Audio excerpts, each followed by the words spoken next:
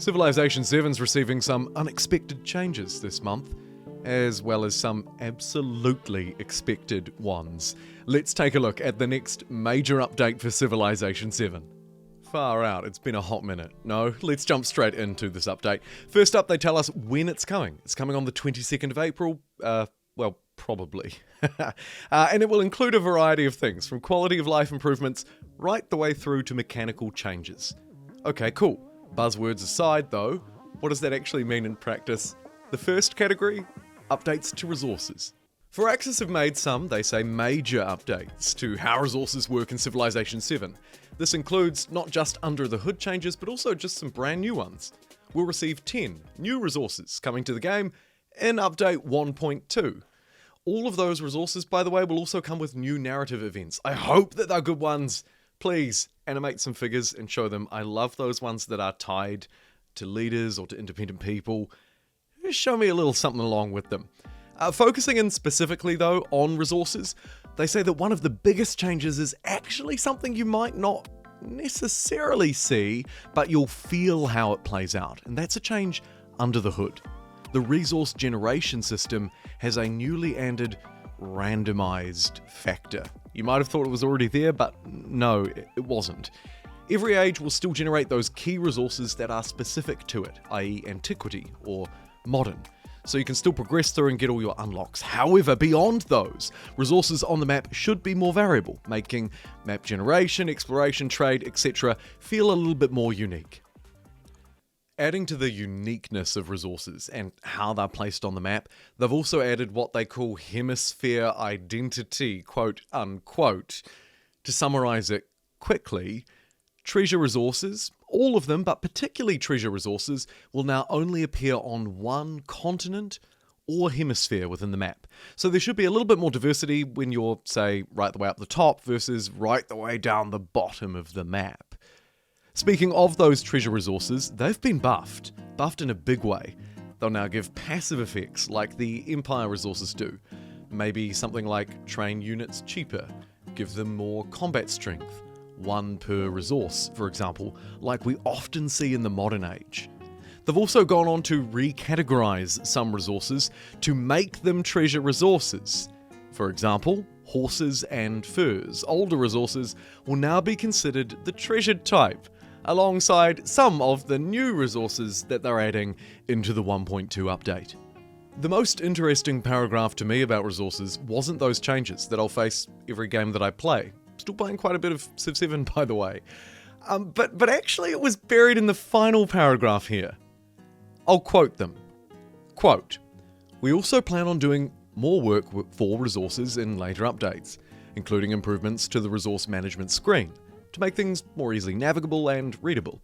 Some of these changes will even lay the foundation for future features, like expanding multiplayer play accounts in the Antiquity Age, and supporting distant land starts across all ages," end quote.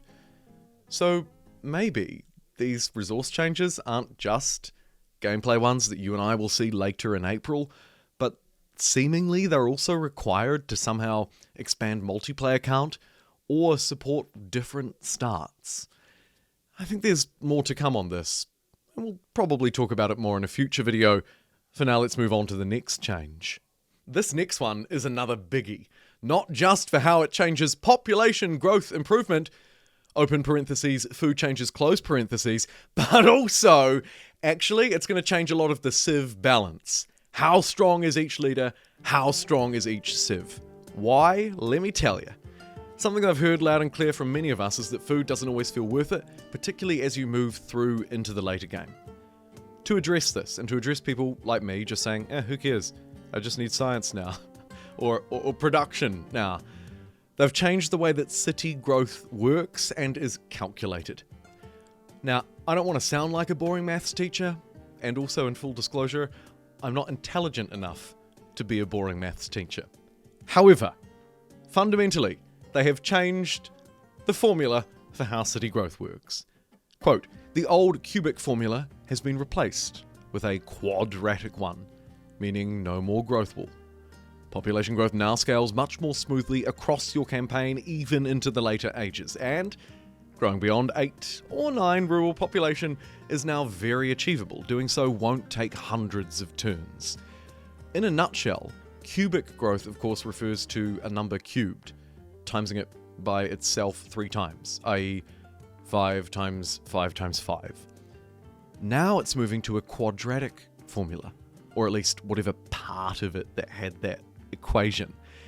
And even though it's called quadratic, you might think 4. No. My understanding is that's actually 2. So instead of the number being multiplied by itself 3 times, it's now only multiplied by itself twice. So 5 cubed, 125. 5 squared is only 25. If that maths was really boring, don't worry about it. It actually doesn't matter.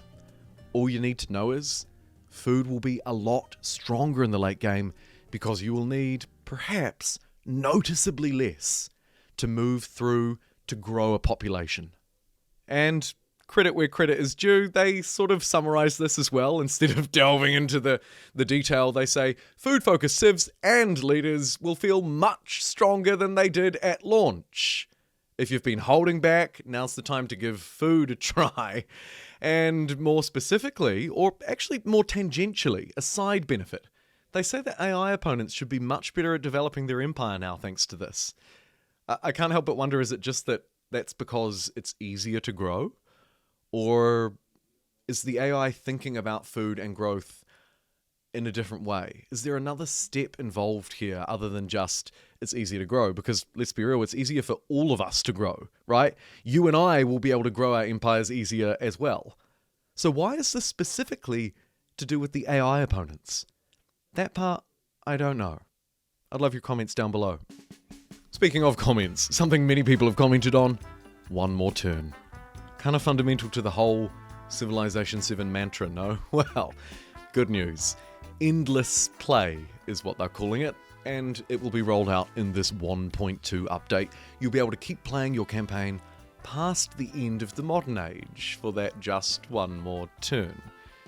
Important to note, of course, that continuing won't unlock any new ways to win. The game is already done as far as victory is concerned, and age progress will therefore be locked at 100%. However, you'll still be able to grab some legacy pathways, check out the cinematics for different victory types if you manage to get to space, even if you're just a little bit late, it would seem. And in future, they say that they're looking at ways to expand this so that single-age games, if you just want to start in the Antiquity Age and stay there, will also support the one more turn feature, though that will not be included, it would seem, in the 1.2 update.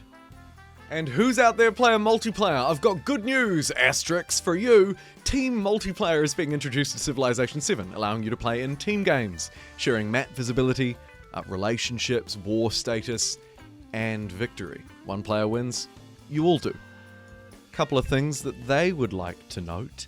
Teammates can still engage in diplomatic actions, but you can't carry out espionage. Unfortunately, you can't spy on your friends. Which is such a shame. I think the Civilization community should embrace that Crusader Kings mentality and get a little bit more devious here. Secondly, teammates will not share tech, civic, or legacy path progress. You'll have to do that by yourself. They go on to explicitly say that this is just the first version. Keep your feedback coming. Feels to me a little bit like we realize we might need to add more here. Let us know. And the final main category of changes, before we talk a little bit about future updates and looking ahead beyond this one, is really a total buffet. Like, you got up early at 7 a.m. because you wanted those hash browns. Well, now you've got them. And every other item in the buffet, let's take a look. Research queuing, common feature, well known. You want to research multiple things, click them all and then don't return to the tech tree. That's coming. As well as repair all, which is very important in Civilization 7 because those rivers will not stop flooding. Speaking of which, the third change actually relates to that. Fewer natural disasters. They're going to reduce the frequency on light and moderate settings. Fourthly, map generation. Specifically here talking about the coastline. They say they're going to improve coastal erosion. I'm assuming that means how the map looks the entire game and not some kind of climate changey erosion sort of natural feature mechanic. And finally, bug fixes, UI polish, and quality of life improvements will continue. So, what is next for Civilization 7 then? Well, this update, as we've already said, already covered, scheduled to release on April 22nd, though subject to change. They're going to thank people and request more feedback.